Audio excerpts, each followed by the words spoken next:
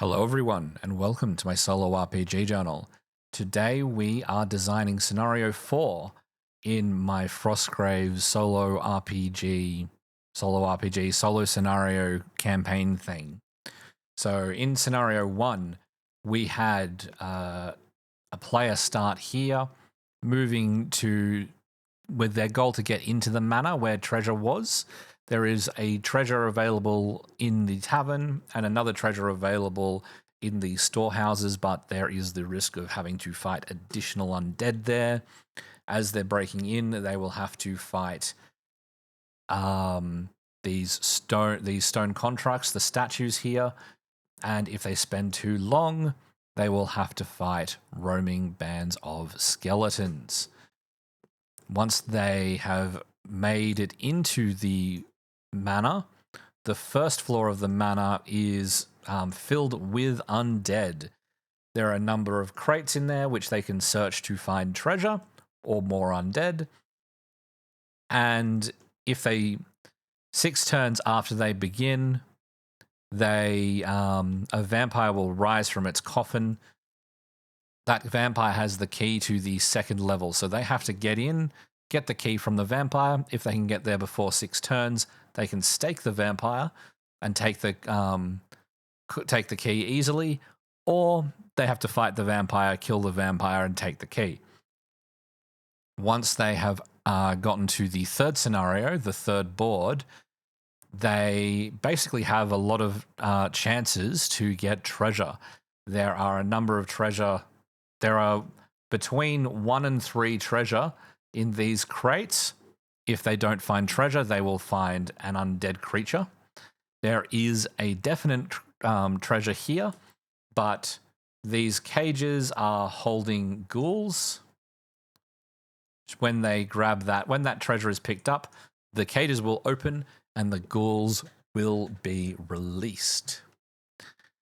When this vampire wakes up, which it will do at the same time as the vampire on the lower floor, when that vampire wakes up, it will start summoning undead. These undead will then move towards the vampire. This can happen before you start the scenario. So if you start scenario 3, more than 12 turns into a game, then you say 15 turns into a game, then you will have 2 lots of 3 undead already spawned in this room, waiting to move towards this vampire. In this room, killing the vampire stops the undead spawning, and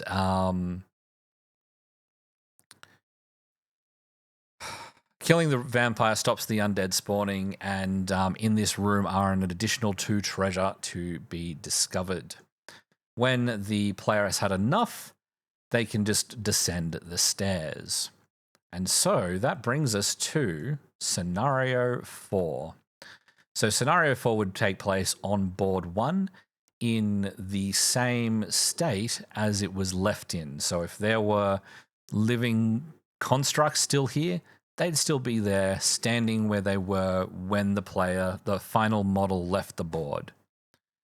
If there were undead roaming around here, then they would also be standing around where they were when the player left the board. In addition to that, because the undead have been roaming, these skeleton patrols that roam around the manor, we will now see 3 lots of undead skeleton patrols. We will see an additional 2 models here, an additional 2 models here at this corner, and an additional 2 models here at this corner. They will be following the same path. So these models here, if they don't detect any player models, so player models don't come close enough, they will just walk off the board. Otherwise, they will turn and attack. Whereas these models here are moving in this direction unless they see the player models, at which point they will attack. So coming out of these doors could be very dangerous because depending on what you've left here, There could be all kinds of stuff just leaving here, sitting around. In addition to that, at the end of every turn in the creature phase, or whenever the creature phase is in a solo game, I think I read that you actually change your creature phases to be between the model phases, the wizard before them to be before the mercenary phase, but after your wizard phase, possibly after your apprentice phase. So when you do that, you roll a die, and either a wraith or a ghoul will spawn in either this corner, this center of the board, or this corner here. And that will just act as per normal creature rules. So that's the idea that I've got going. There would not be any additional treasure. These two treasures would be still available if the player hadn't gone and picked them up. But that also means that the wraiths here and the other two zombies here would also be available to find and fight. But at this point, I have a feeling that the goal is just to get off the board and get away safely with as much treasure as possible. Now, I'm not sure how much of this I actually have to write down at this point.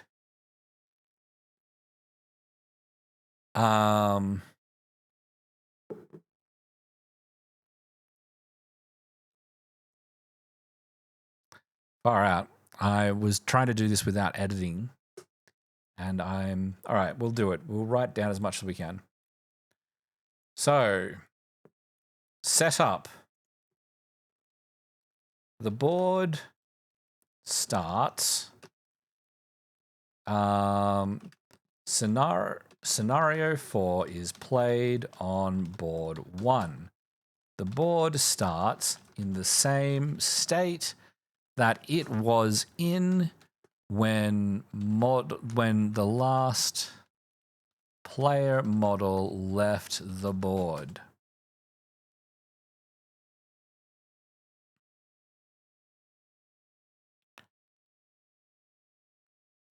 Add to the board 3 skeleton patrols, 1 skeleton, 1 skeleton archer. Along the edge of the manor, 1 at the spawn point, 1 at the center in front of the doors, and 1 at the outer edge. And that's it. Special rules.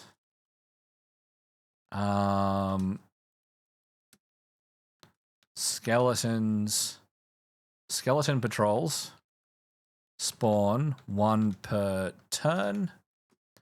Each skeleton patrol moves as per the scenario 1 rules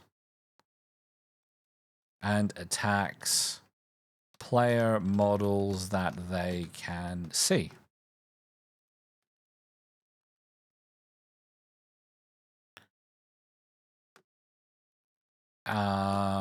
In the creature phase, roll on the following table and spawn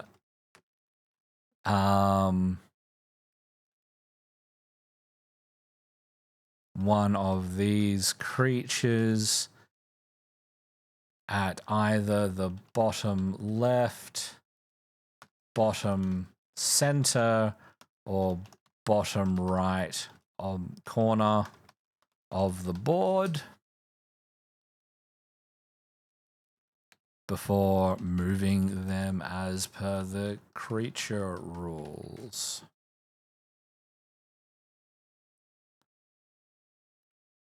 1 ghoul, 2 wraith. That's it.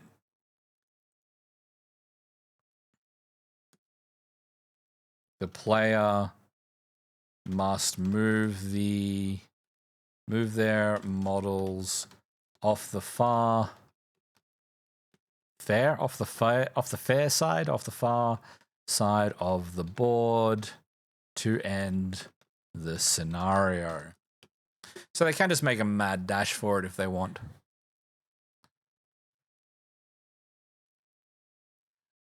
And, you know, if you've got wizards with teleport, that might be fairly easy to do over 2 moves. Teleport to a high place, then teleport to the edge, then walk off the edge. 3 moves, I guess, 3 turns. And I don't think that there's any extra rules for treasure and experience. That's just scored as normally, as per normal. So I guess this makes for a shorter video, but that's pretty much it. Everything's still in the same state. So treasure and stuff is still there. No additional treasure is there, but they've just got extra creatures that you have to get through. And hopefully you live to survive another day after raiding the vampire's manor. Thanks for joining me. This was a short one, but there it is. That's 1 solo campaign made of 4 scenarios. All that's left now is to play test it. So that's what we'll do in the next video. Thanks very much. See you then. Have a good one.